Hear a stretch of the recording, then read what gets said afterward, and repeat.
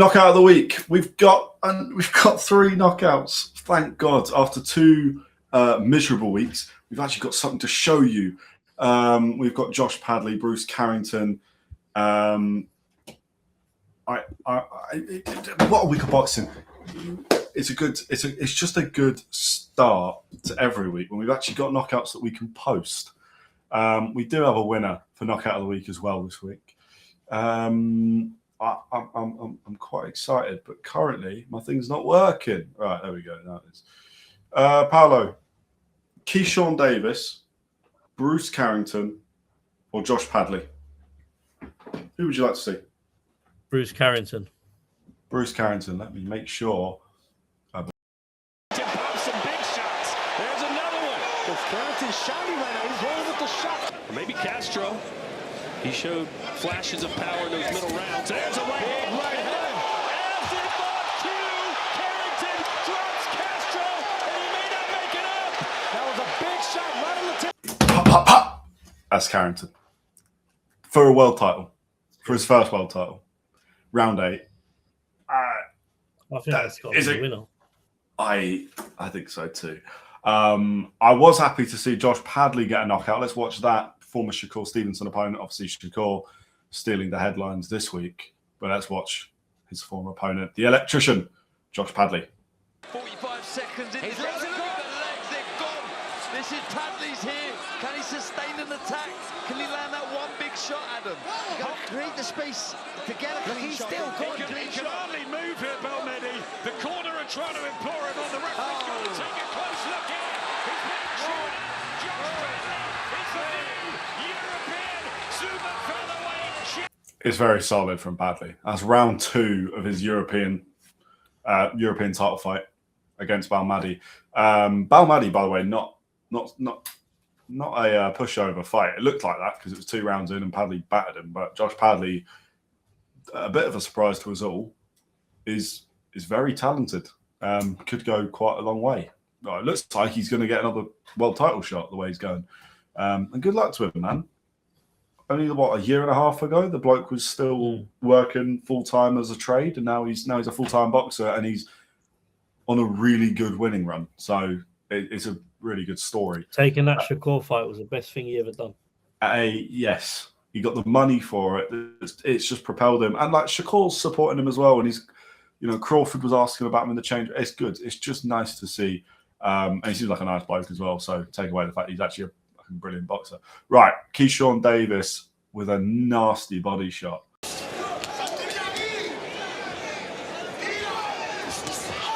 shot in right hand. That hurt. Yeah, those teeth. And then down to the body. They'll take a knee again. And they'll stop it with just seconds to go. Keyshawn Davis. Stay right here, brother. Wow. Keyshawn in round 12, just punishing the body. I'm a big fan of that. Keyshawn's a hell of a fighter. I thought if I could do a Mayweather impression, that would have been perfect. Please butcher it. I can't do impressions, bro. For the fans. Oh, he's a hell of no. That's more like Tyson. I've gone really high pitched. I can't even remember what Mayweather sounds like. He probably sounds quite pissed off. He's owed 340 million or something. I'll tell you what. I'll get better. I'll practice, and next week I'll come at you with the worst impression you've ever heard. But at least there'll be some practice behind it. It does not. It will get better, but I feel like you should have just done it for the fans there. I tried. I can't even imagine what it sounds like. I can't even imagine what it sounds like. Performance anxiety is real. Who won knockout of the week? Carrington, man. It's the Bruce. You're bang on, yeah. Bruce Carrington won. You don't lose knockout of the week if you've got a knockout like that. There was a great selection this week, by the way. We had Leo Atang, who was close. I was thinking of putting him in, but I thought, are the audience going to be happy with someone that's getting his 4th win, 4th fight, 4th knockout, which is very impressive. I was like, no, do you know what? Padley, Davis, Carrington have done it at a high level, so we're going to put those in. disappointed that Elif Nur Tahan didn't get a knockout this week, but we'll talk about her shortly. Really wanted to see more from her. But anyway, Bruce Carrington, I'm sure this will mean more to you than your world title, but you are the Hooked Casuals Boxing Week 79 Knockout of the Week champion. This week, you can have my house key, mate. There you go. My house key. That's your prize. I was going to actually put this up, but I'm not going to because that would go viral, and I'm not going to do it. Can I have some diorite?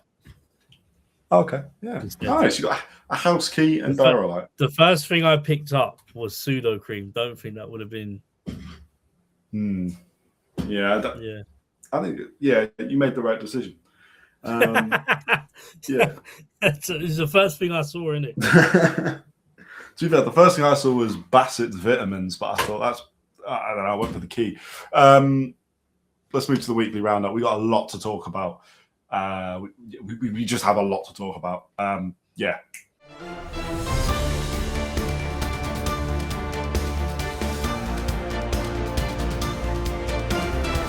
Weekly roundup. Okay.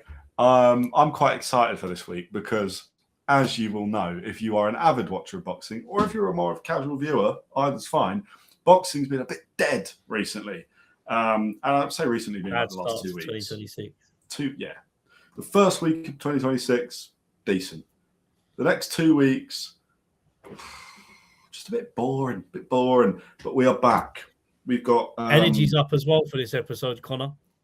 Yeah, because we're not dying of the flu, and also, Go on. You can explain why you were. And I would like to apologise for last week's stream because when I watched it back, I looked like I had withdrawal symptoms from something. I looked like I was high. I looked like I was sweating. I had the shakes. 2 of those out of the four I mentioned, I had shakes and sweating. Unfortunately, I had the flu. And I can confirm as soon as that episode was done, I went straight to bed. But these are the things that we do for you. So when we're doing that, just bear it in mind when you're on the page and you're just doing a voyeur thing and just watching, but you're not subscribing. Don't like voyeurage. Yeah. Just subscribe. It's easy to subscribe. We got a lot to talk about. We're going to hit the big one for the week. Immediately, we're going to go straight away. Teofimo Lopez versus Shakur Stevenson, WBO World Super Lightweight title. I'm going to just, because it's not that important, let people know because it was announced about half an hour ago. Shakur has been stripped of his WBC title at lightweight, so 135 pounds. WBC stripped him immediately. A bit hypocritical. They've let loads of guys carry with their titles for ages, but because even before he's made a decision on what he's going to do, they've stripped him already. WBC's a joke. We know that. We're not even gonna do that this week. We do that every week. We're not going to do that this week. Do we want to start with the conversation of getting a better barber or the main event? Toupee events. Let's go with the toupee. $700 to go bald mid-fight. Would you pay that? Tempted? There's no risk without reward, isn't it? He's gone viral. He was on Jimmy Kimmel. We're of course talking about Jarrell Miller, Big Baby Miller, who I'm sure we'll put a clip in. Is it coming off? What is happening here? It is. Oh, wow. He's losing his hair.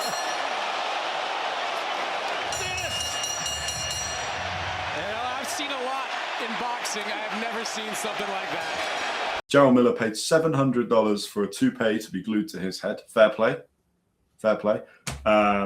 It's been knocked off by Kingsley Ebe, which honestly might have been the most viral thing that happened in the whole event, and it was a brilliant event.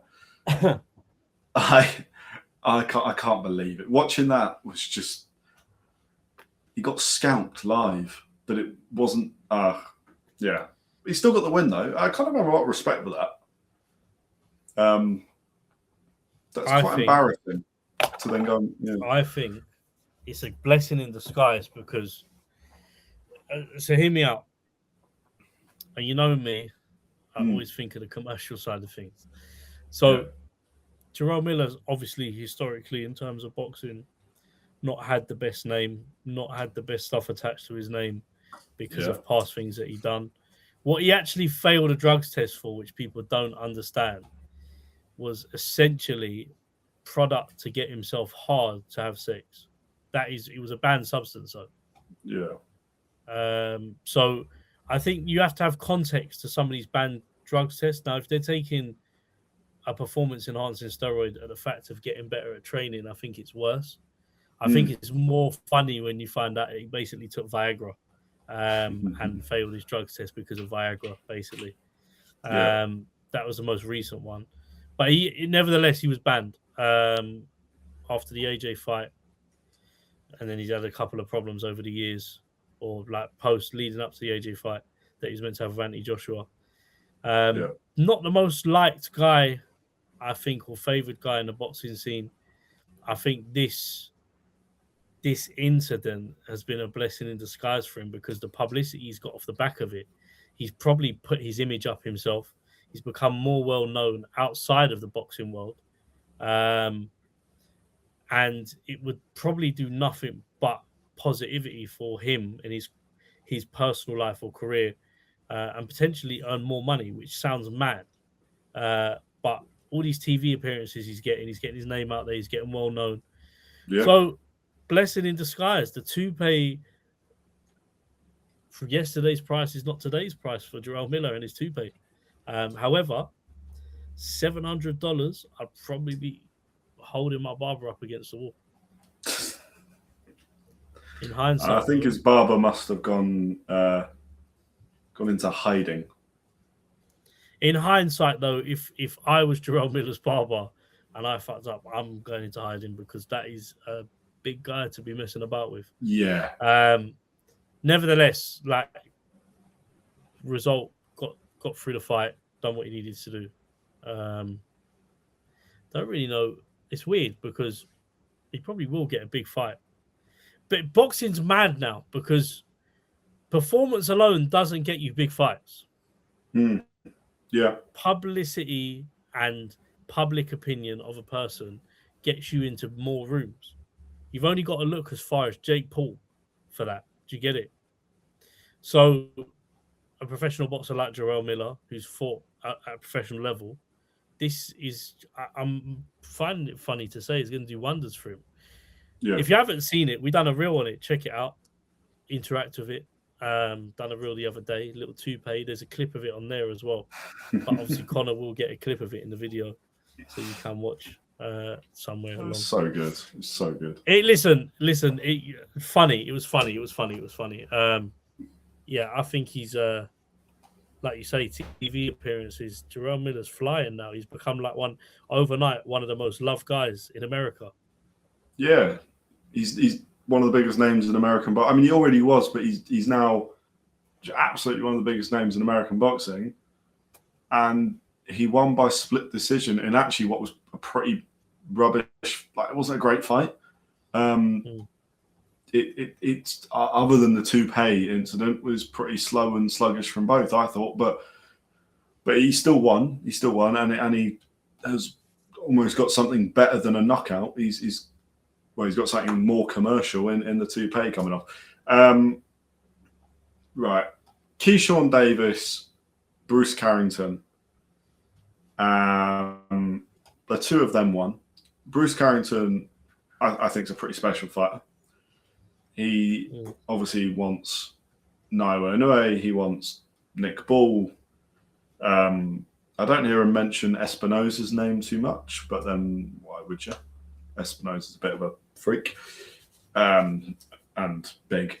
He's got a big bloke. So Bruce Carrington wins his first world title, round 8, knockout, against a good opponent. He's got a massive future. We don't need to talk about him too much. I'm happy for him as well. I like Bruce Carrington. He comes across really nice. He's a good bloke, seemingly. He's in that sort of group with Clarissa Shields, Bud, Shakur, Andre Ward, Keyshawn, all of the Davis brothers, really. He's in that sort of group, which seems to be the group to be in right now. Keyshawn knocked out Jermaine Ortiz, as we saw on Knockout of the Week. Keyshawn now calling out the likes of Ben Haney, and some other guys. I mean, Keyshawn is still fighting at 140. Apparently, he intends on moving up. He doesn't want to fight Shakur. He's made that pretty clear. I wouldn't want to see that. Shakur's made that clear as well, because they're actually like really close for their family, really. Yeah. And to be fair, you know, we've only really seen that once. Well, I've only seen that once of two people close, and that was Waxy and obviously Dan Aziz. Yeah. And there was an element of it where it didn't go left with them, but, you know, there is always that risk. And at the end of the day, boxing's a dangerous sport, which you just don't know if you're going to walk out the fight the same way you walked in. So would you really want to kind of risk knowing that you've done that to your probably best friend? Yeah, and we're talking about two millionaires here as well. Keyshawn's made a lot of money in the sport. Shakur's already made a lot of money, but Shakur's made a lot. They don't need it. So I don't want to see that fight ever. We don't need that. Dan Aziz Waxy wasn't a good fight to watch when you had that context, because you could only think, like, what if you made me fight one of my mates? Like, it doesn't sit right. So we had it as well. Yeah, I mean, we've had it across different levels of the boxing. The biggest example that I can give you from what me and Connor are involved in, with all the boxing stuff we do with the Unlicensed show, is one of my friends, Greeny, and his friend Braggs were going to fight, and they host a show together, and they were going to have a boxing match. Yeah, and obviously no head guards, stuff like that. It's dangerous. They proper, the same rules as professional boxing. This sport, this promotion, as Connor can vouch for. Yeah. It's dangerous, because at the end of the day, when I actually sat down with two of them, and that's two people that I can personally say myself, I've had a conversation with one of them about the bout, and at the end of the day, you know, you're going in there to fight someone, you know, you hit them wrong, anything like that, it's just not really a feeling you want to live with. Some things are bigger than boxing. Family comes first, friends come first, and I think Keyshawn and Shakur have both strictly said. Shakur said he'd never fight Keyshawn. Keyshawn says the same thing, and he just said he would never do it. And that's the way it should be. It's the way it should be. Yeah. Same reason that we'd never ever see Floyd and Terrence do an exhibition, which is mad. I know they talk about, obviously Terrence is retired now, but Floyd and Terrence are really close. Yeah, exactly. I mean, like I said, I don't want to see it. We don't need to see it. Why would, like, what's the point? And it's a great fight as well, but it's not. There's other great fights. Keyshawn wants Klitschko brothers. Klitschko brothers never fought. Yeah. There's loads. There are loads of them, and I wouldn't be sitting here. I wouldn't be happy to tell you that the Klitschko brothers had fought each other. I wouldn't be happy to say, Shakur and Keyshawn. It feels like they're selling out to do that. That's not a nice thing. But anyway, point is they're not. So Keyshawn's looking to move up and fight Devin Haney, or anyone at 147 by the looks of it. Maybe he'll stick around at 140 to try and win a title before Shakur. I'm going to call it inevitable. Cleans the division. Yeah. Because he's going to. I was very impressed with Keyshawn, very impressed with Bruce Carrington, pretty impressed with Austin Williams. I'm going to mention him just very briefly. He didn't get the knockout, but he looked good. It's not his first, but his first big fight since the Hamza Shiraz. But I was happy with it. But let's talk about Shakur. Let's talk about Shakur and Teo. Teo won one round 8. Crazy.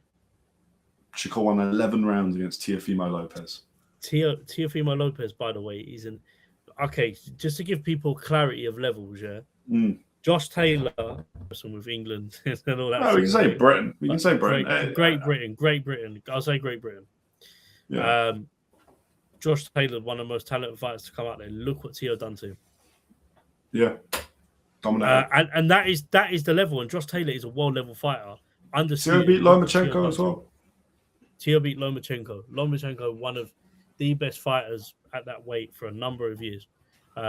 Shakur took Teo for a walk the same way Terence Crawford took Canelo for a walk. It's really that simple.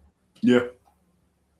And Shakur shouldn't have been able to either. Not been able to, but everything we know about how weight classes work means Shakur Stevenson shouldn't have been able to go in there and win 11 rounds against the champion, who is a pound for pound good. Like Teofimo, I'm not a fan of Teofimo. I've made that pretty clear. I think he says stupid stuff and he's arrogant. I don't like him. But I can't deny that he's a great fighter. Yeah.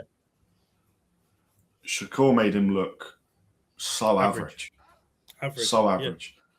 Yeah. Everything Shakur said, and Shakur hurt him. Shakur, he would never do it because why would you? But Shakur could have, I think, ended the fight. I'd argue the skill to go 12 rounds with a guy like Teo and know that it's more of a risk for me to just try and end it than to just let you stay alive for 12 rounds because you're not touching me. I think that's even more brutal. He butchered the eyes of Teofimo Lopez. Something he said he would do. His jab it's one of the best performances with a jab I've ever seen. With the context of the fight, it's ridiculous. Shakur's going to do anything he wants. Shakur can do anything he wants in boxing. I think it's ridiculous the WBC has stripped him. I know I said we wouldn't talk about it, but I do think it's a bit disgraceful, really. Just because he's moved up and fought for a WBO title. We all know if he fought for the WBC, they would, I won't say that, but they would love him. They would allow him a lot of time as well, as they have done with everyone else. But no, stripped him, what day is it today? Wednesday. Stripped him 4 days after the fight. I mean, that's just not... It's a bit mad. It's mad. But I'm not surprised by WBC. They make mad decisions. And I feel like we go back and forth talking about the WBC all the time. And it's the same conversation all the time. Corrupt, bad decision making. I just get sick of talking about it because it's the same stuff all the time with them. These decisions make stuff like Zuffa boxing more relevant. So the more they do it, it's great for Dana White. It's great for Dana White. And any other platforms that decide to take up the Zuffa boxing model, which I'm sure some will copy and follow through with. So I don't know. Yeah, it is distasteful, but if I'm Shakur, I'm just going on strike from the WBC. I feel like there's a personal kind of element of it as well because of his association to Terence Crawford. I was going to say, as well. Yeah. And the problem with the WBC, the problem with it is the most iconic belt. Love it or hate it, and I do kind of hate it. Of all the belts, WBC, the green and gold is the one that most fighters dream of. Ring magazine's obviously getting there as well, but like it's not the same. It's just not yet. Like unfortunately, Floyd never had what was it, 30? I can't remember how many, 13 or whatever, but WBCs doesn't matter. Point: Shakur's just a joke of a fighter. Let's talk about the fight that, if I'm honest, am I right in saying nobody wants? Shakur Stevenson versus Conor Benn. I'm in agreement with that. What's the point? What is the point in that?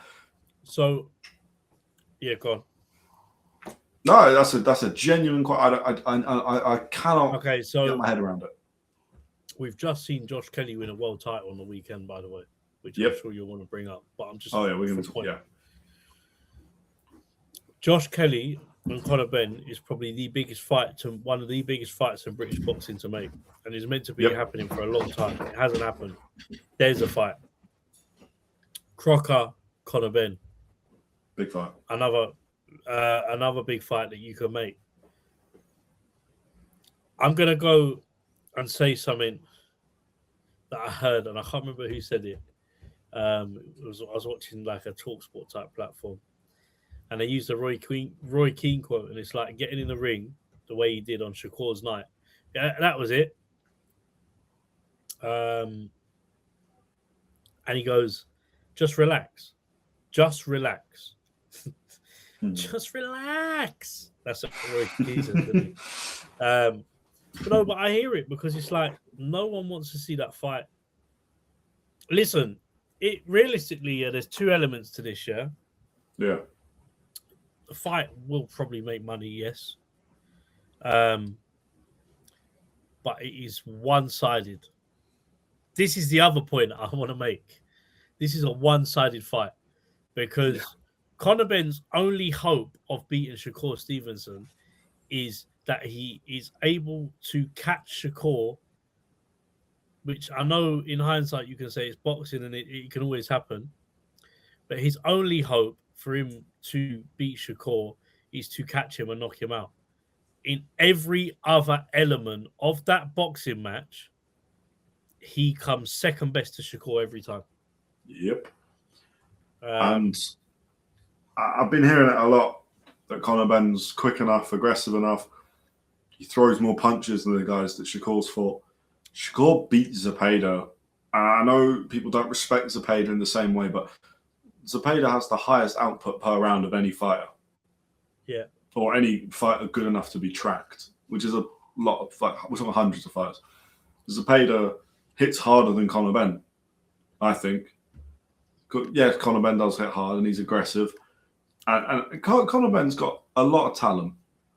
Getting in there with Shakur is just a mistake. But it's skipping levels as well. Yeah, Conor Benn is still whatever. I don't care what people say, but I'm gonna go with this. And I like Conor Benn. And I think if he's on the right path, that fight could make sense a couple fights time. But here's the facts of, and this isn't me criticizing or anything like that, but here are the facts. Conor Benn is yet to fight an elite world level fighter or step up at that world level. Yeah. Chris Eubank Jr. is not world level. No, agreed. Yeah. Chris Eubank Jr. held the what belt did he hold? The IBO. IBO. He's held it. Yeah, he's held the IBO twice. Yeah. He's held the IBO twice. The IBO is not respected or regarded in the same rankings as the WBA, WBC, the world governing, and the level of fighters that fight for an IBO title are not world level either. Yeah. You will never see a real, like in today's era anyway, you will not see world level fighters fighting for IBO titles. It's like going to, I don't know. It's like going to, I'm going to say Audi and the rest of them are like Waitrose in terms of levels. Yeah, that's probably like the stupidest. No, but you're not right. It's a fringe title. It's the equivalent of like a European title. It is a good thing to win. It's significant, but when we're talking about the context of Shakur Stevenson, Conor Benn is just nowhere near. And this is my point I'm trying to make. Like, he's not fought anyone at world level yet. So why would you not want to go and try and get a world title? Lewis, the Crocker fight won't happen because he wants to Crocker is he'll have to rehydrate. There'll be a rehydration clause. Yeah. That's why that fight hasn't happened. Now, pop kettle black, if you want to say. Throwing stones from glass houses. Yeah. Big time, yeah. I'm gonna be honest with you. He's basically being asked to do what they asked Chris to do. And when they asked Chris Eubank to do it, it made sense because he's a lot bigger. He's a bigger fighter, all of this. So when people are asking Ben to do the weight, the same rehydration clauses that he had with Eubank, which is fair enough, because he's been a super middleweight. He's a lot bigger. I'm going to be honest with you. Like, it's hypocrisy. And Eddie Hearn's in a tough position because Shakur's his fighter, Ben's his fighter. Yeah. Shakur wants a rehydration clause with Ben. Ben has come out on camera and said, you'll have to pay for it. What does Eddie Hearn do? I think if Eddie Hearn's sensible, he keeps those two away from each other. Shakur Stevenson is a massive name now. He's a pound for pound top three. Top three, I think. Now that Crawford's gone, I think he's third pound for pound. I think Noah Inoue and Usyk are still probably just higher, but Shakur will get there, no doubt. No doubt in my mind that Shakur will probably end up being number one. So for Eddie Hearn, he's got a pound for pound number one fight, and Conor Benn, who you could put Conor Benn in there with a bag of sand, and it will sell out. It will 100%. Sell. So prize fight, yeah, exactly. So with Conor Benn, it's like Josh Kelly fight.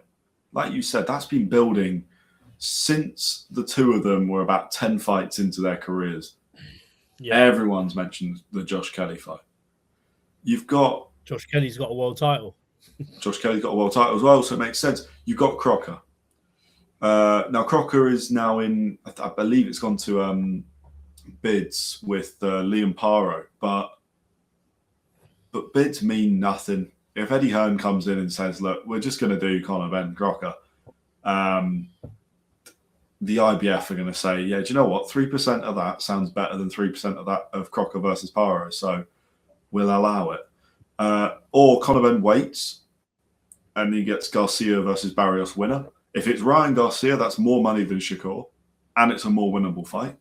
If it's Mario Barrios, then Conor Benn should win that fight.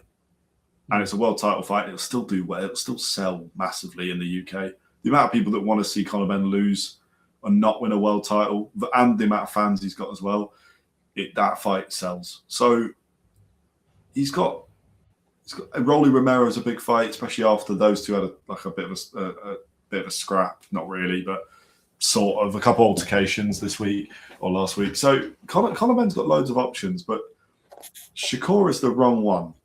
I've also not mentioned Devin Haney there because I also think Devin Haney's not the right option.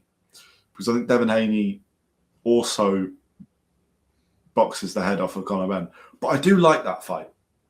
Devin Haney's not untouchable. It feels to me like Devin Haney and Shakur are very similar fighters, except Devin Haney is human and Shakur's an alien. Yeah. And that's not to take anything away from Devin Haney. I think Devin Haney is the absolute... For a guy, and I do mean this this is a compliment, I think for a guy that's athletically not that gifted,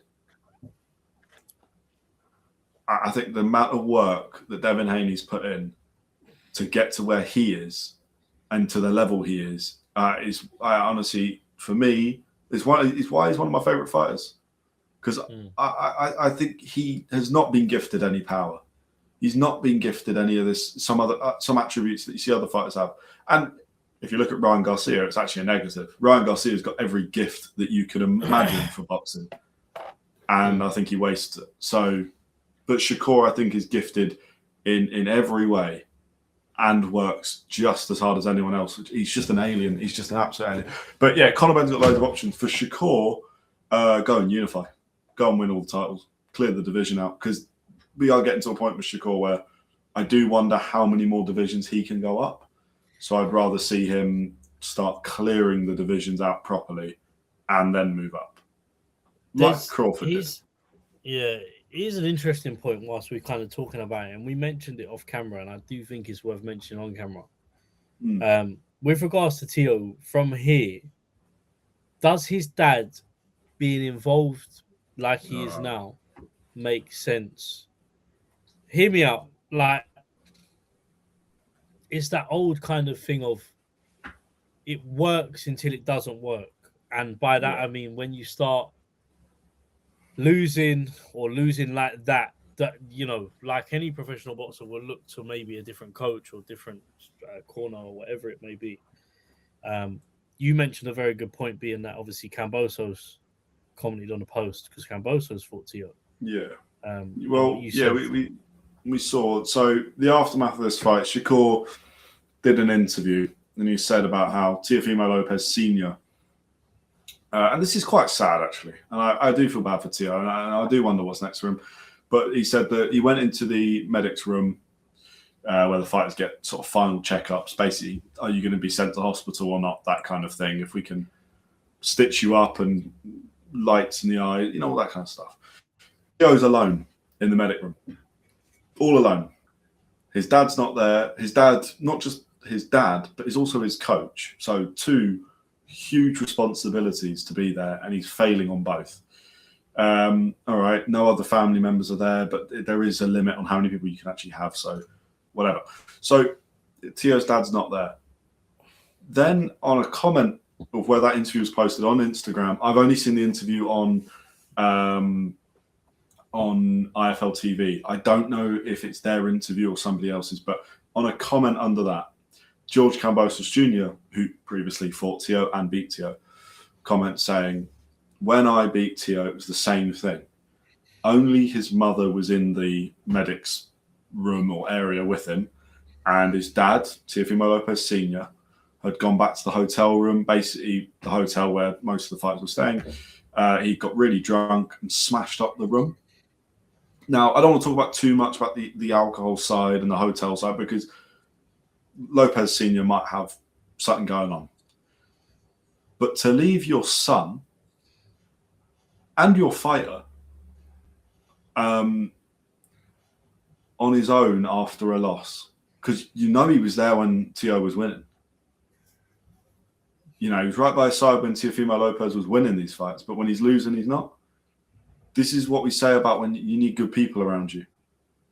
And this, to me, we question it because it is time. I think it's been time. If Teofimo Lopez Sr. is that kind of person, then he shouldn't be in boxing ever. Like, he just shouldn't be in the sport at all. No, boxing doesn't need more of those kind of people. And when I say those kind of people, I mean that kind of heartless. That boxing's a horrible sport to its core, really. It's a beautiful sport, but it's horrible. People are punching each other in the head. That is boxing, right? Plain and simple. It doesn't need bad people around it. We don't need matchmaking. We need matchmaking. We don't need match fixers. We don't need people, slipping a couple pounds, slipping a bit to the referees or slipping bits to the opponents to make them lose and make them go down. We don't need all that. And we definitely don't need fighters without some form of protection or just a good circle around them. I don't want to see Lopez Sr. with Lopez Jr. ever again. If that is the case, and I don't see why Shakur would lie. I don't see why George Kambosos Jr. would come out all these years after and say if he was lying. So if that's the case, then he shouldn't be in the sport. And father-son duos are always weird. Everyone's got their opinion on the Haney's. Personally, I'm like, well, they win. They do win. And also, I think Bill Haney is very real, which is why he's not the easiest person to listen to all the time, but he says the truth. I think he's very honest, he's more of a coach when you see him on camera. Yeah. And then he's a dad outside of that. You've got Vidal Riley coached by his dad. That goes well because, again, I think his dad is very real. Pun sort of intended. But Jamie TKV has a involvement with his dad as well. Yeah, Jamie TKV as well. And that's clearly working as well. Famous wrestler. But Teo, I'm not sure it's ever worked. There's Teo's won before, and he's been crying in the ring asking if have I still got it? He's got a lot of doubt. I think the corner advice was terrible from dad, in the sense of there was a clip I saw where he said you're going to wake up in the morning and you're going to hate yourself. Now, when you look at just the corners of some of the best in the world or just best coaching, and you compare, and again, it comes back to this. Ben Davidson's the best example for it. Go and look at clips of Ben Davison in the corner, if his fighter's behind or his fighter's losing, and the knowledge that he shares and the what he's telling him in the on the side of the ring. You motivate your fighters. Listen, Tunde come under fire from multiple people for Anthony Yard, but one thing he'll do is, win or lose, he's motivating his fighters. In those moments, you can't have a guy in front of you who's telling you that when you're in a fight of that magnitude, regardless of how it's going, you need one punch can change everything. So why not? You've got 2 rounds left. Yeah, you might be down by 9 or 10 rounds, but one punch can change everything. Think about your game plan, alter it to those 2 rounds, try and give your fighter the best advice possible. What can he do in these 2 rounds to try and win? If if he tells you got to throw the kitchen sink, you throw the kitchen sink. But what you don't say to your fighter is what his dad said in the corner. It's just it's wrong. And what I think these guys seem to forget really is being in a public eye that you are. And I'll give a shout out to one man this week because I think he has been the biggest advocate for this week and shut a lot of people up, which I love. But I'll go on to that in a minute because I do think it's worth mentioning. There are people watching this who will be inspired to box, who will be inspired to learn. Everyone carries a responsibility, especially when you're fighting at the elite level, to make sure that you're setting the right example to everyone around you. And that can partly go down to Teo as well for comments that he's come out with in the past, which we're not going to underplay. Some of them are racist. It is what it is. I'll just call it what it is. Some of it is racist. His dad's kind of egged him on for some of it as well. His dad gets in the corner. His dad's screaming at him. There's millions of people watching that. Kids are watching that. Future coaches maybe are watching that. And you learn off what you see. Yeah. So the best have learned off the best. What they've watched, what they see. Terence learned a lot of Floyd. He said it himself. You pick stuff up off what you see. We digest content. So for me, it was poor corner advice. Teo's got to have a look in the mirror now. He's 28 years old. He's still got time. He's achieved a lot in the sport. He's achieved a lot. I mean, he was a multiple world champion by the time he was 25. He's had a career. He's been at the world level in his 20s when some fighters peak. And then before we go on to the point, because I just want to talk, just mention quick, Connor, if you don't mind, about setting examples. Anthony Joshua, I do never want to hear anyone say anything bad about him again, because I'll tell you something now. We've spoke about it for time, about people setting examples. That's a fighter that people should look up to. That's a fighter that people should aspire to be like. Has he had his moments? Yes. Some before people start jumping on that. Has he had his moments in the ring? Yes. But has he always spoken from a place of experience? Has he learned from his mistakes? That is he a philosophist? Yes, he's all those things. Yeah. And given everything that he's gone through this week, he took the time out of his day to share a 6-minute video where I've probably seen the most vulnerable I've ever seen Anthony Joshua. Yeah. 100%. In that message alone, the inspiration that he would have passed on, that's somebody you should look up to. So the TOs of this world and people like that, go and look at a fighter like Anthony Joshua and learn off him, because carry yourself properly, because you've got, and that's kind of what I've got to say on it. His dad's the tip of the iceberg, but Teo needs to have a long, hard look at himself now, because he's lost badly. Yeah. He the George Kambosos you can put to a bad night. I don't think anyone in the world is saying George Kambosos Jr. is a better fighter than Teofimo Lopez, but on that night, George got the job done. But this was just one fighter being so much better than the other. And that's all, plain and simple. Hopefully we see a new side of Teo. Not to say that I don't want to see the energy he brings. I think he's great for the sport when he's like that. But like you said, the comments, and he's silly sometimes, and he's arrogant and needlessly as well. Bringing every belt you've ever won onto the stage. It's like, there's a part of me which goes, you know what, you earned it, fair play. But there's another part which is, how are you hungry when you're just constantly looking at what you've already done? You're looking at the past and not the future. I don't get it. But look, Teo will be back. There's still loads of fight. He's he's one of the biggest names in the sport. He won't struggle to find a fight. But Shakur is just, he's unbelievable. And I'm so happy he's teamed up with Eddie Hearn, because that just makes so much sense. Is it the best fight Eddie Hearn's ever promoted? No. No? Who? I think commercially, like, until otherwise, you have to say Anthony Joshua. Well, I'm not saying commercial. I mean quality, like pound for pound. Ticket sales aside, ticket sales, Anthony Joshua all day long. But pound for pound wise, I mean, really, Canelo is in there. I mean, Eddie's done a lot of odd jobs over the years. Bivol not signed to Matchroom as well? Yeah, you got Bivol. Bivol says. So it's a toss-up between Shakur and Bivol.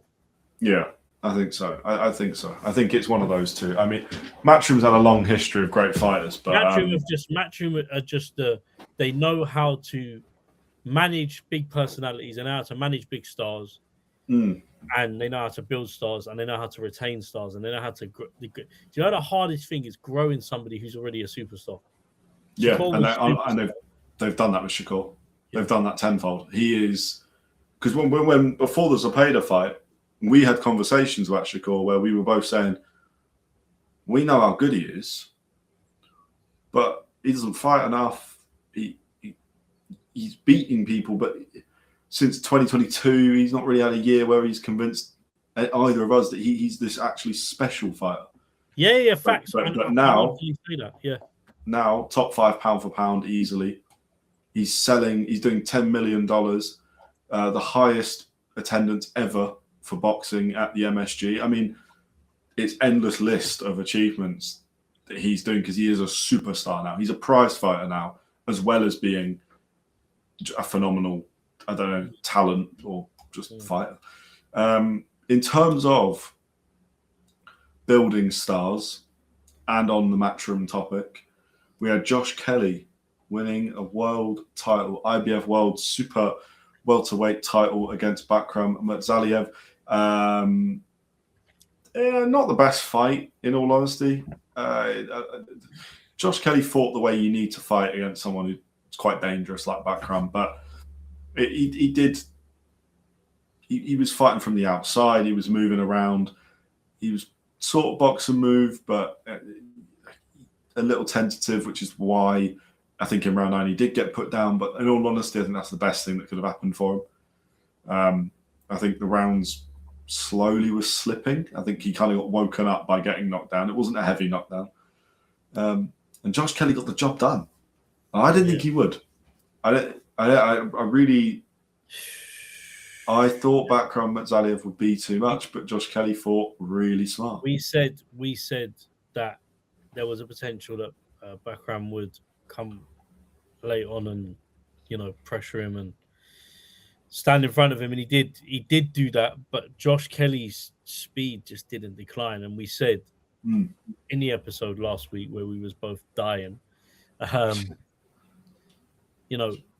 Josh Kelly, if he's able to kind of keep up with his speed and do what he's doing, he can win.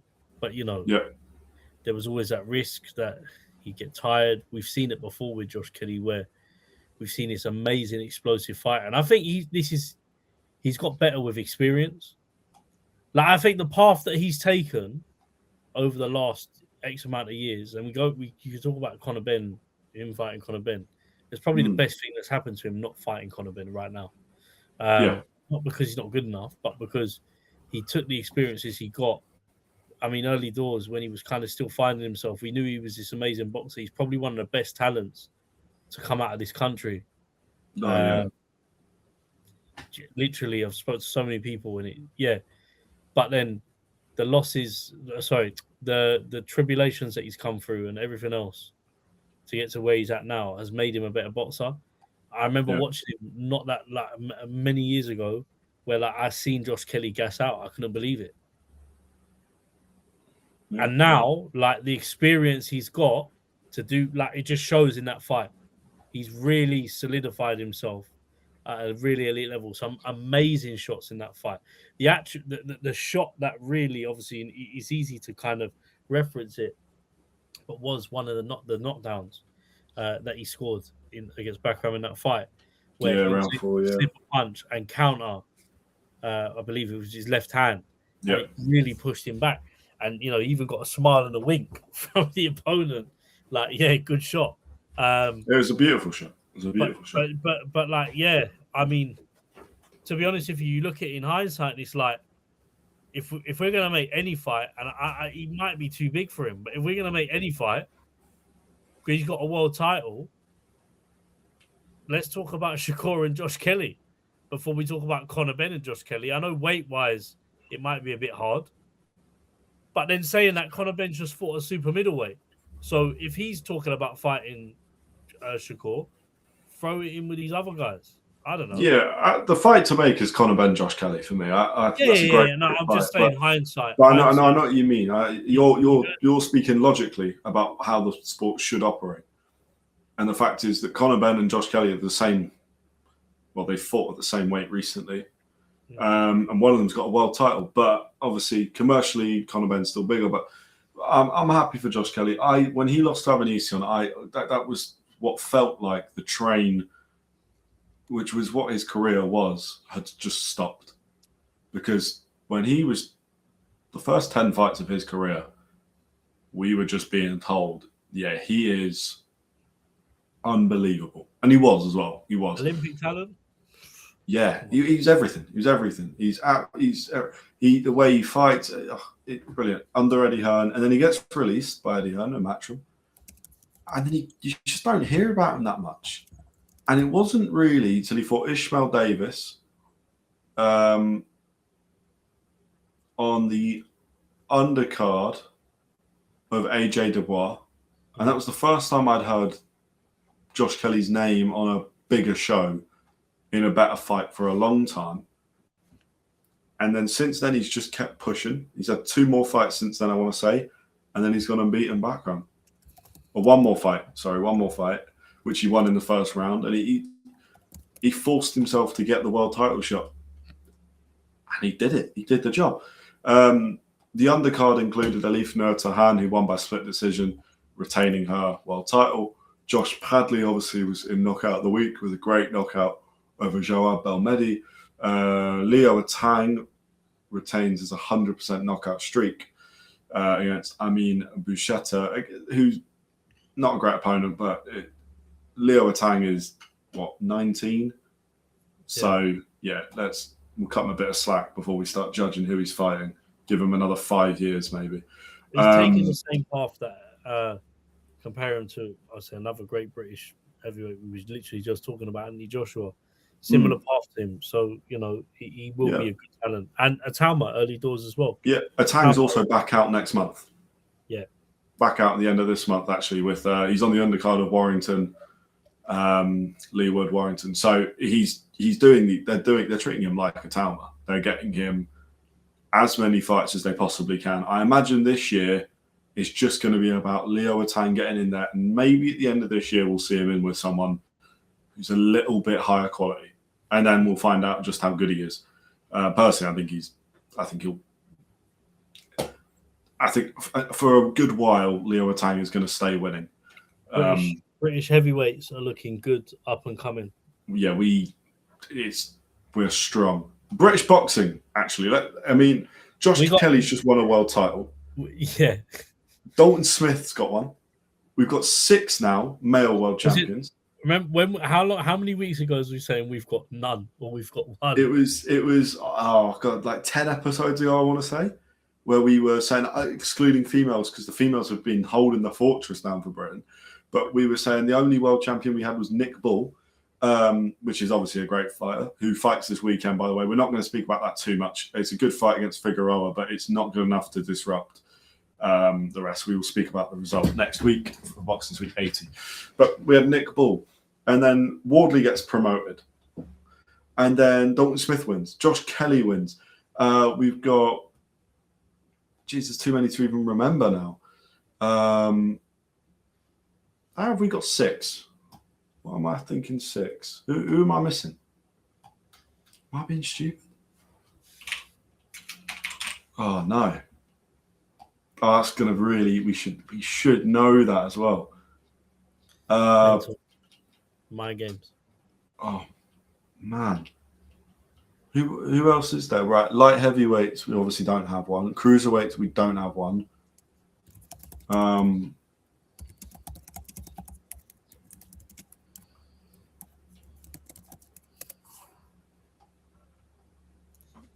Lewis Crocker. Lewis Crocker. Oh, and then is Kakachi still a world champion? I believe so. That might be it. That might be one. Jazza Dickens, who was meant to fight Riko Satsumi on the No undercard last year, but had to pull out with a back injury. He's flying now, and the men, well done, because you're just catching up with the women now. Keep it up. Don't lose your titles. Please. Yeah. Because, like you say, yeah, women, female boxing has been unreal. So the males have had to play catch up. Massively. I mean, we are going to lose one in the females because we've got Caroline Dubois announced to be fighting Terry Harper. So we are going to lose one world champion out of those two, but we're unifying, so we're not too fast. We've also got Callum Smith, Galal Yafai, both are interims for WBC and WBO titles at their respective weights. Yeah. And Hamza Shiraz will no doubt win a world. We could be on 9. Which puts us only behind Mexico and America. And America is going to take some catcher. I mean, they're always going to have the most. They've got the most people in the sport. They're probably going to have the most champions. Mexico's just a pretty special. I mean, they make some of the best fighters. So it is what it is. But it's pretty good. And we've got some good prospects. We've got a Talma, we've got a Tang. I mean, a Talma was probably the most promising. But like I say, we've got Hamza Shiraz will fight for a world title this year. Callum Smith, I imagine, should get a world title shot this year. I would hope so. And Galal Yafai is owed one. So Yafai, I'd put money that he would win a fight. He would win his world title. Mm-hmm. And a Talma, Hamza Shiraz, I would as well. So I'm liking what I'm seeing from British boxing right now. It's a good time to be British in the boxing department. Everything else is a bit shit, but we got boxing. Let's now talk about. We've got 2 more events to talk about. We'll very quickly cover Zuffa Boxing 2, which nobody knew was happening. But whatever. It was headlined by. I need to read it because I don't remember it. I watched Sergey Bohachuk's fight for people. I watched one fight. I'm not watching the others purely because there's a lot of fights this week and I'm prioritizing. Jose Valenzuela versus Diego Torres Nunes. It was the main event. Sergey Bohachuk, Radzab Batayev was on the undercard. Bohachuk is a good signing for Zuffa. It's someone that the UFC have actually had for a while. The only thing I want to say, the promotion for this event, I think, was poor. I didn't know it was happening till fight night, so that's never a good start. And the matchmaking, again, is poor. You've got Bohachuk, who literally is a knockout artist, and you're putting him in there with guys like Radzab Batayev is a good win. So I'm not trying to be too negative. And I get that Bohachuk, the plan for him will obviously be to go and win a world title. And if Janibek gets stripped of his titles, which is more than likely given Janibek's current drug-related failures, then yeah. But there was one very good fight. Kalajdzic, which I've butchered, my bad, against Alexander Govsky. Oh, fucking, do you know what? What is the point in me doing this bit? Anyway, Kalajdzic. Oh, fuck, I can't even. It's now even. Right. Radivoji versus Alexander. We're doing first names. Radivoji was down in rounds 1 and 4. Alexander down twice in round 7 and finished in round 7. So 4 knockdowns, both fighters put down twice, and there was a knockout finish. That's a good fight. And I'm not saying every fight needs to be like that to be a good fight, but but that's a better example. We've got Zuffa Boxing 3, which I think is 2 weeks' time. Yeah, headlined by Jagbar and Charles Martin are headlining the event, which is on the 15th of February. We were literally talking about, obviously, Optaya headlining the one that we thought was going to be next. Yeah, the fourth one is Optaya. But it's starting to make sense because Dana White did come out and say, by the end of the year, you're going to understand why we're doing what we're doing now. By the looks of it, if they're doing this many shows and pumping them out, the model is the same as the UFC. And then I reckon when they get to maybe a 10, they'll do a big show or a big fight card. But they're planning ahead. One thing that Dana White is good at doing, which he'll have over a lot of other promoters, is probably how many shows they plan to do. He'll probably be churning out numbers, probably doing more shows than a single promoter would do in a calendar year. If it he will rival Matchroom. If it's going to be like the UFC model, then we should expect to see, I would say, potentially 10 to 15 shows this year of Zuffa Boxing. 15 is a very big show. UFC do fight nights as well. But you're right. Who knows? Zuffa's got, I mean, they've got a lot of options, and I am still critical of it because my criticism comes from what they've said. I don't see how it's any different to anything we've seen done before. So currently, it's just a new promoter who happens to be Dana White with a lot of money and the backing of Turki Al-Sheikh. The Zuffa belt, the divisions, and the UFC format is yet to be implemented at all, which is fine. But they've got to build. Of course, and they need to convince fighters that they're serious and they've got events and all the rest of it. Having Jai Optaya there is a big name. Jagbar Martin is a better fight commercially. People know the two of them. In all honesty, I'd rather watch paint dry than watch Charles Martin, but F.A. Jagbar was a good fighter who was very unlucky not to have got a win over Bacoli. He's robbed. Yeah, he was. He was robbed against Bacoli. He should have got that win. So, all things considered, I'm not mad at where Zuffa are. I thought they were going to be a bit different, and currently they're just another promoter, which isn't a bad thing either. The more promoters there are, the more leverage for the fighters, the more money the fighters are going to make. But I don't see how Saudi / Turki Al-Sheikh is going to be able to do that and make any money out of it. But we spoke about that last week.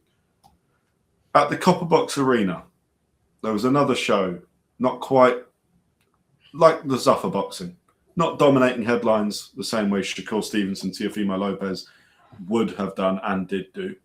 But we had the show being, Adam Azim's show. Yeah. Before he had to, last minute, really, he got injured. His opponent, Lepos, got injured, Sergio Lepos. So it was saved by Francesca Hennessy, who was already the co-main event, but still. Francesca Hennessy, Ellie Boutel, and Gladys Kraus as well, because they shared the main event. But Francesca was the final fight of the night, so she was really the main event. Yeah, it does. As events go, that's, for me, I was very happy with Boxer with this. I thought the Kraus, Kaduya, Francesca fights, we got 3 good fights. We got a good knockout from Gladys Kraus, which I was happy to see because, like we said it last week, he's their newest signing. He needs to be good. We already know he is good, but he needs to be, he's the light heavyweight signing. He's the replacement for Ben Whittaker, really. So he kind of needs to. He didn't get quite a highlight reel knockout, but he won in round 2. Joel Kaduya got a stoppage in round 7. And then we got a war between Francesca Hennessy and Ellie Boutel over the 10 rounds. Yeah. For the, it should make Francesca mandatory for the WBC. It's a final eliminator for the WBC. She's obviously silver champion already. Yeah. But it's a final eliminator for the WBC title, which is bantamweight title. So is going to be her next. Hopefully, her next fight is going to be the world title fight. Yeah, it'll be interesting to see if that's the route. I can tell you now, Francesca Hennessy will want that. That's what she'd want. Chenika Johnson is a massive step up. I imagine Ben Shalom will be risk averse and probably want Francesca to take a harder fight, a bigger fight as well than Ellie Boutel, but one that isn't quite Chenika Johnson.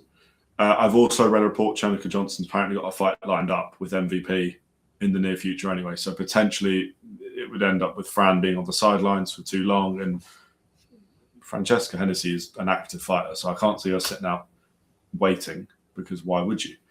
Having said that, she'll probably want a bit of a recovery. That was a hard fight against Ellie Boutel. A very different side to Francesca Hennessy had to be shown, because she was in there with someone with the same record but a draw, who equally wanted to win.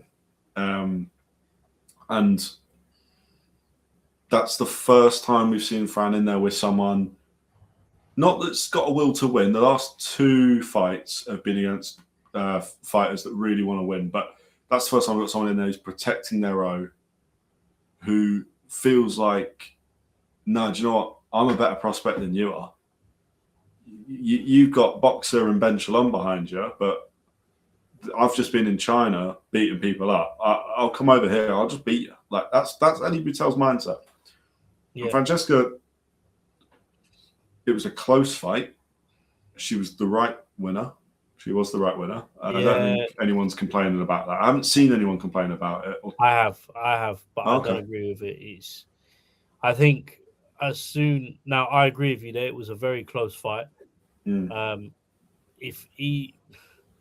was a close fight, and I did think Francesca Hennessy won the fight.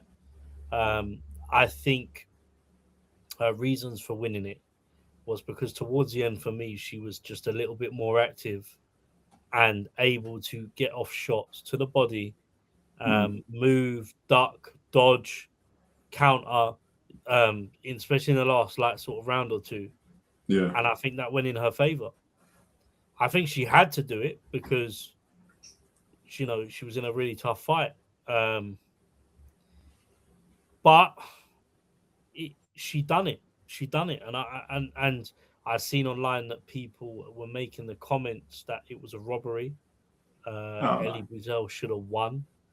Robbery. All these stupid comments. Now, listen, I'll call a fight what it is if I see it. If I think somebody, if I think the other fighter could have won, regardless of my relationship with the person, or family or people, or if I know them or if I don't know them, I'm going to say it how it is.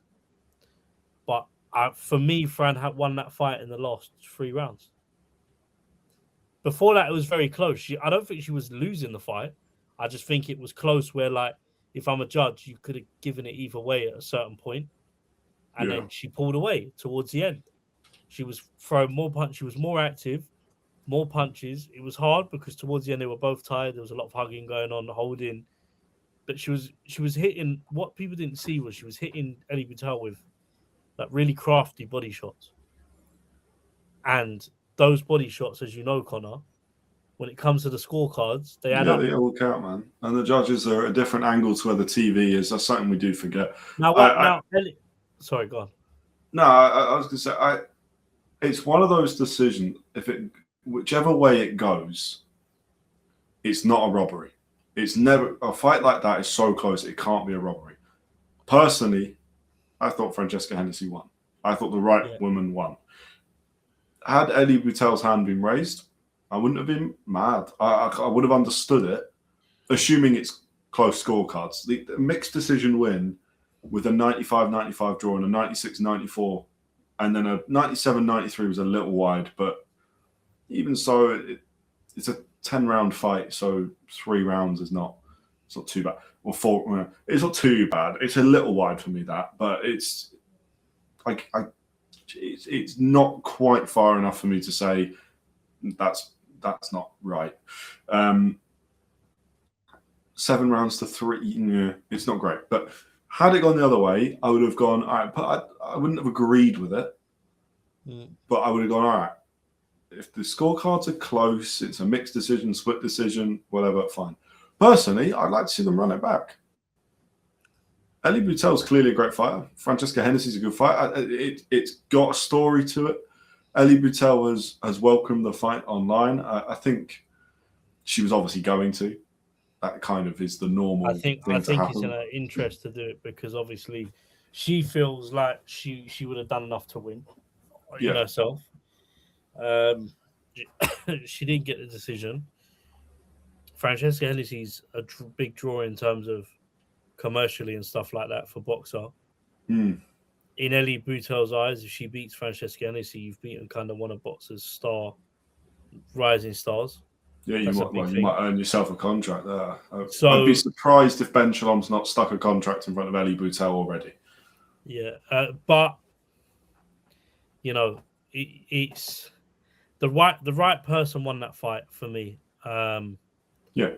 But, you know, I think we've got to be careful with the language that people use because basically people were just speaking without even, like, explaining why. Like, okay, your opinion is it's a robbery, but you've got to have reasons why to make them claims. You can't just say it's a robbery. Like, if I say Deontay Wilder, I don't think he's good, I can give you 10 reasons why I don't think he's good. I'm not just saying it for the sake of it. It's the same thing with this. If you think Francesca Hennessy didn't win the fight, then you need to have your reasons why. However, just remember and bear in mind, every shot in the ring counts. And for me, in the last 3 rounds, she pulled away with it because she was hitting Ellie Boutel with crafty shots to the body, but people weren't seeing a lot of. She was moving a lot. She was dodging a lot, as I said. That is what won her the fight. She pulled through a little bit of adversity, a tough fight, probably her toughest fight today. She's still very young, 21 years old. So still got a lot of experience to build up. For me, I can't knock her because she's picked tough fights for her first 10. Go back to that TikTok message we had about your favorite boxer doesn't take hard fights. Yeah. Plenty do. Yeah. She's another one to the list. So, yeah, they could run it back, but I think Ben Shalom probably also won't run it back purely. Yeah, I don't think so. It's not a necessary risk. And I do think if Ben Shalom's got any sense, which he does, he will have stuck a contract in front of Ellie Boutel already and said, look, come fight on Boxer. Because Ellie Boutel, win or, well, either girl that night, win, lose, draw, whatever, you're still great. Like, from the performance, you're still just as close to a world title. Or maybe a fight, and one fight more away. But overall, good fight from both. It's good to see Britain as another good prospect in Ellie Boutel. Francesca Hennessy can go on and potentially fight for a world title next. I don't think that's likely. I don't think Ben Shalom will risk it. It's nothing to do with Fran. I think Ben will... if it doesn't happen, Shannon Courtney's a good fight beforehand. Yeah, I don't mind that. There's a lot of fights where, I mean, there's the likes of Nina Hughes, who's the former world champion, who is still technically not retired, I think. A very risky fight would be TMA Ayton, but TMA Ayton is a scary fight. I can't imagine, just also based on the fact TMA Ayton's promoted by Eddie Hearn, can't really see that happening. But there's loads of options for Fran. She doesn't have to go straight into a world title, and I don't think she will, based on Ben Shalom, which I actually agree with as well. I don't think putting her straight in with Chernik Johnson is the right move. We've also had Xander Zayas, who we will mention. He beat Abbas Barrow to become the youngest unified world champion, youngest active unified world champion at 23 years old, winning the WBO and now the WBA world titles. Great achievement, top rank very good fighter. Super welterweight, 154 pounds again. Conor Benn, potential opponent. Not going to be called out by Conor Benn because he's not going to sell enough tickets, but it's a great fight. And then, to sort of top it all off, Chisora and Wilder officially announced now. We spoke a lot about that last week, but it's official. It's been announced. Misfits Boxing Pro is one of the main promoters for it, which is good. Really good. It's Misfits Pro in Queensbury in 50-50 co-promotion. So that shows you where Misfits Pro are going.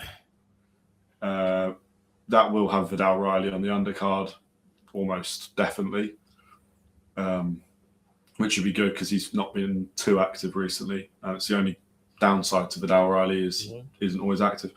And as we mentioned earlier, MVP, who I can only imagine will have some form of rivalry with Misfits Pro due to the Jake Paul and KSI stuff.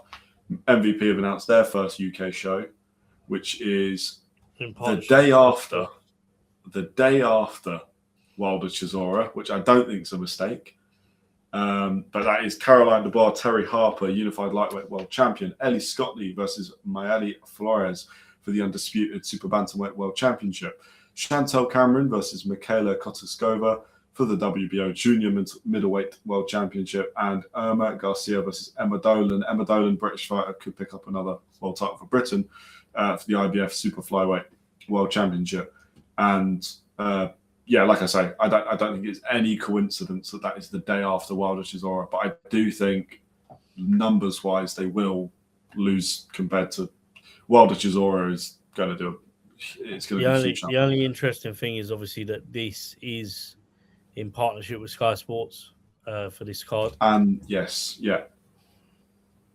very good point. It is in partnership with Sky Sports, which means Sky Sports are back in boxing, which is not what they were saying to Ben Shalom and Boxer only 6 months ago. So a little bit confusing there. But also worth mentioning that Boxer, as we've said for a little while, we thought it might happen, but Boxer do have for one of their upcoming shows, they have DAZN. Boxer will be broadcast onto DAZN. Who knows? We kind of said that for a while we thought, well, it'd be a bit of a surprise. I mean, Hennessy Boutel was on DAZN. That was the first one. Bit of a weird first event to put on there when you've got Teo and Lopez and Josh Kelly. You've got so many events on the same night.